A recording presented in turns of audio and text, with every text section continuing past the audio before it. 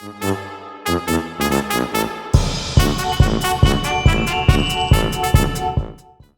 my stuff. I'll talk about how weird and strange I am and how I don't understand me or you don't understand me. But I'm going to talk about that, but Quakers.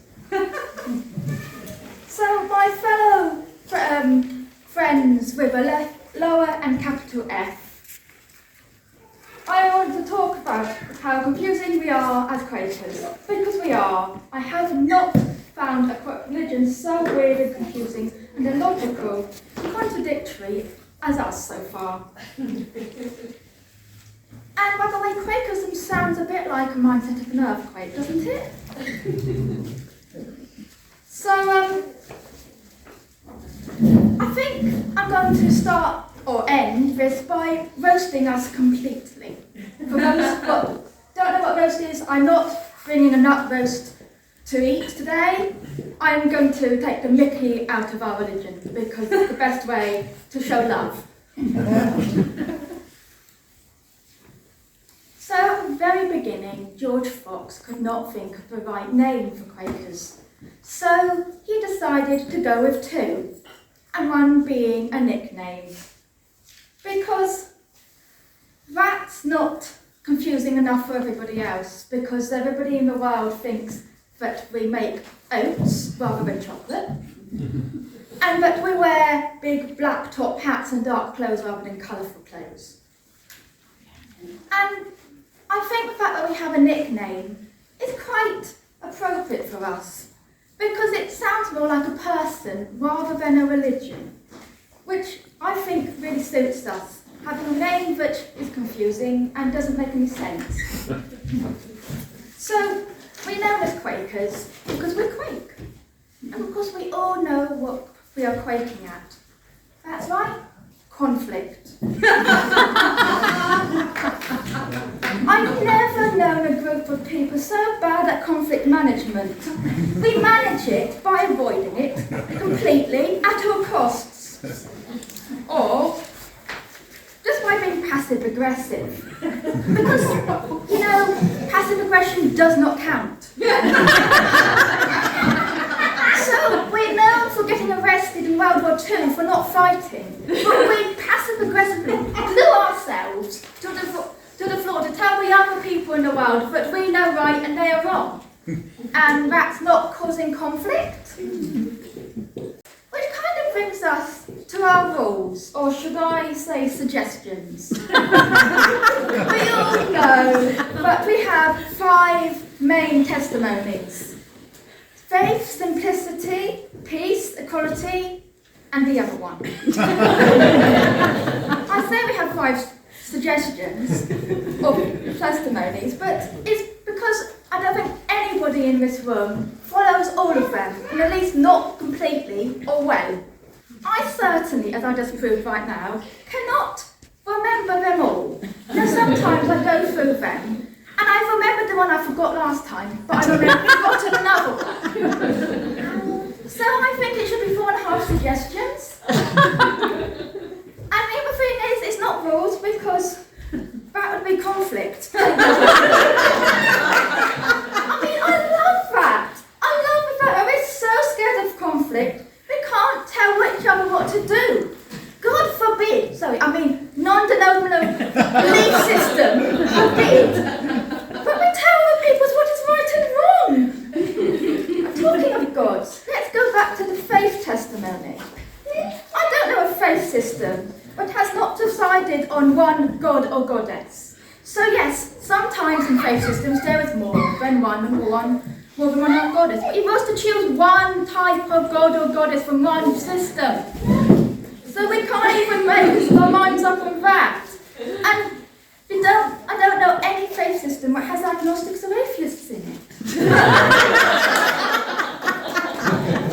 But let's get to the peace testimony. Because when I talked about conflict earlier, I barely touched about icebergs. We're so against conflict, we can't even use negative language. When I went to a young Quaker conference, we had to make our own rules up. And it was full of the game, let's change this negative into a positive. So, for example, our guidelines was all changed into positives. So we went around, we made don't interrupt into take turns talking, which is alright because that's quite easy to do as a rule or guideline. But, what if it's don't kill? How do you make that a positive? Let people live? So half a group has spent time making things like don't argue and let's agree with each other. But my personal favourite is that we can't use negative language so much that we discourage the word banned. So we coined the phrase actively discourage, which I don't quite know what it means. But that's not just negative language, is it? We are so scared of conflict, but we can't even talk for each other. So we use the phrase, I hope so. I hope we can make a decision for once. Do you know how we do? We do make decisions by avoiding conflict. We compromise. And how do we compromise? Meeting for business. Only business supplies we get stuff done, doesn't it? They take so long meeting for business, but we spend so much time pleasing everyone in the room that by the time we've gotten to the end, we started talking about, we completely failed to agree on what we were talking about in the beginning. Meanwhile, the clocks have lost the will to live, the elders have got up and gone to lunch, and the pastoral care team has been asleep for hours.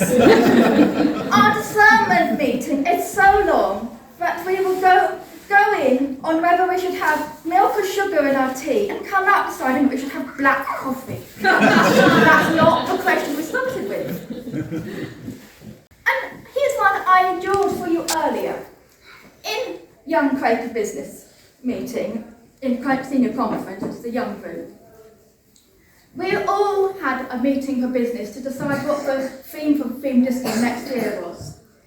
Now, one year there was a group of people who wanted to be pirates, and there was another group who wanted to be farmers, and they were clashing, and we couldn't do neither, and we couldn't do both. Had to be one or the other.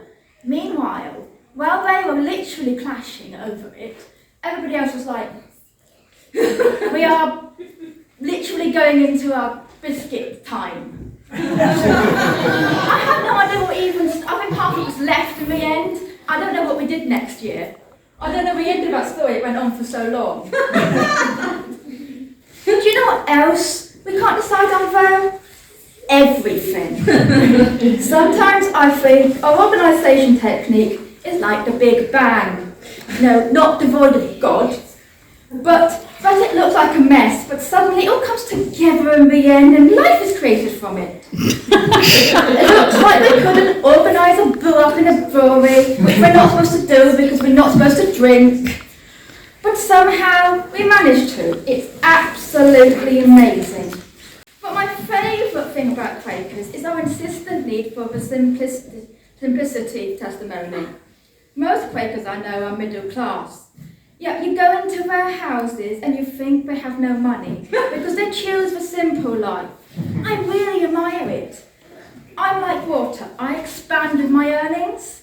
But the ability to not buy a new plug hole for a bath or to not fix your doorknob is amazing.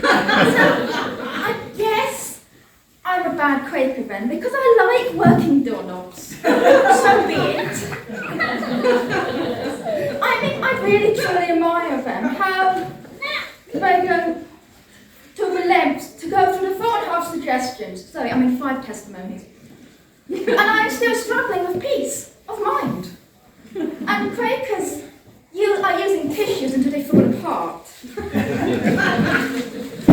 you know what? At the end of this, I've made a decision. Yes, without business meeting, sue me, if you can handle the conflict, that is. I've made a decision that Quakers isn't a religion, but a group of misfits that don't fit anywhere else and have come together out of the need to run away from the scary, aggressive world. Yes, I'm a member, so that includes me, and I am proud of it. So tell me I'm saying this with love, guys.